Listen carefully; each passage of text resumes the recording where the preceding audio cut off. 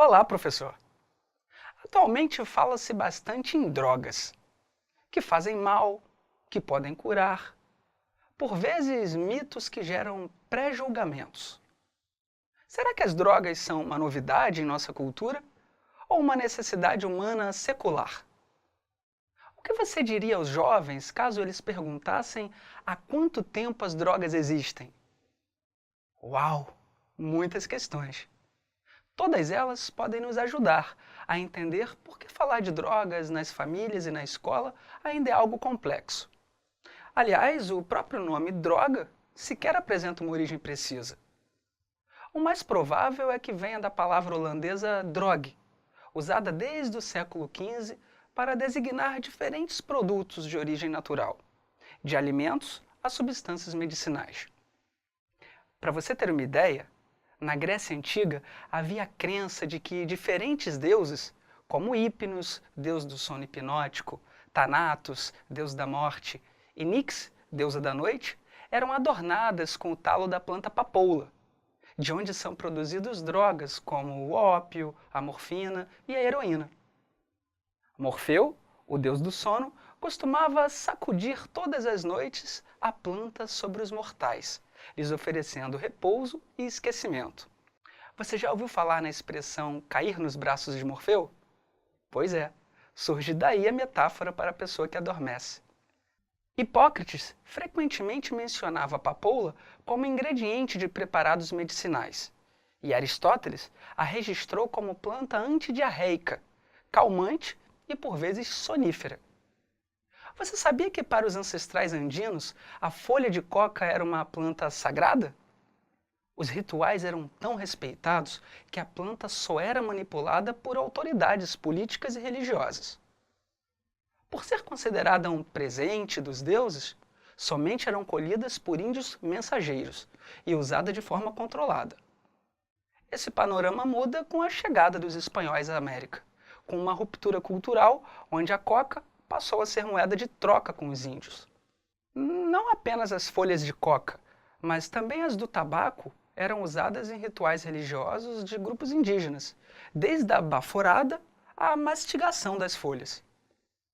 Em se tratando de drogas, o vinho esteve presente desde cultos pagãos, em homenagem ao deus Dionísio, Baco para os romanos, ao simbolismo da consagração do sangue de Cristo, descritos no Novo Testamento. A partir do século XVI, com a exploração de novas culturas ultramarinas, outras plantas começaram a ser conhecidas. A chegada da maconha, a cannabis, em nosso país é um exemplo. Você faz alguma ideia de quando e como a planta chegou aqui? Nas próprias velas e cordas das embarcações, que eram feitas de cânhamo, as fibras da planta. Originária da Índia, ao chegar nos portos brasileiros, se espalhou entre os escravos. Foi uma planta popularizada entre os intelectuais e médicos europeus. Tanto que passou a ser considerada em nosso meio como um medicamento para males diversos. Situação semelhante ocorreu com o ópio. Você já ouviu falar da Guerra do Ópio? Foi onde, de 1839 a 1841, os ingleses garantiram o monopólio internacional desse produto, consolidando o domínio britânico lá no Extremo Oriente e implementando práticas comerciais dos psicoativos em larga escala para o mundo inteiro.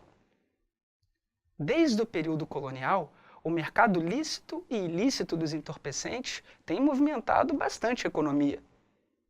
As drogas representaram um conjunto de riquezas exóticas, produtos de luxo destinados ao uso medicinal e alimentar, cobiçados a ponto de serem chamados de especiarias. Dependendo do produto, não se distinguia precisamente droga de alimento. E, embora as regulamentações tenham ficado mais acirradas, foi no século XX que o consumo de drogas legais e dos alimentos droga alcançou sua maior extensão mercantil. Em torno desses produtos, inúmeras populações basearam suas dietas. Dois bons exemplos, o vinho e o café. Historicamente, para a região do Mediterrâneo antigo, o vinho foi bem mais que um alimento. E antes dos famosos ciclos dos cafezais, o brasileiro sempre acompanhado do seu forte e perfumado cafezinho matinal. Embora as bebidas alcoólicas sejam bastante antigas, nos Estados Unidos, entre 1920 e 1933, chegaram a ser proibidas pelo governo americano. Talvez você possa imaginar a repercussão que isso teve. Tentando garantir sobriedade à população, a chamada Lei Seca revelou ao mundo que a proibição não foi a melhor estratégia para evitar a violência, pois o contrabando e a miséria aumentaram bastante.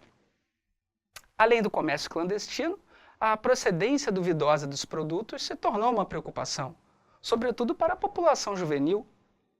Eles têm fácil acesso ao uso de entorpecentes, da maconha aos produtos sintéticos mais modernos, como anfetaminas, medicamentos e anabolizantes. Por isso, a escola de hoje tem um grande papel preventivo para orientar, intervir e promover saúde para os jovens, mais até que em outros momentos históricos.